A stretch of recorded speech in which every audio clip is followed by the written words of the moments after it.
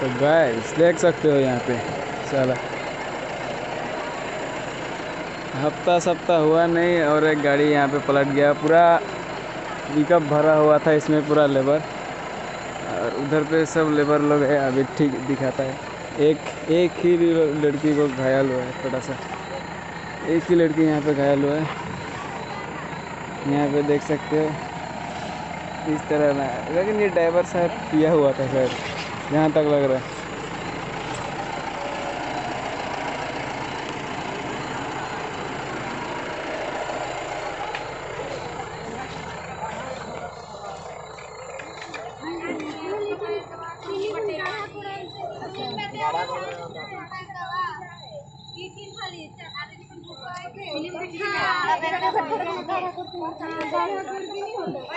पर्दा लगा देना, फिल्म दिखेगा।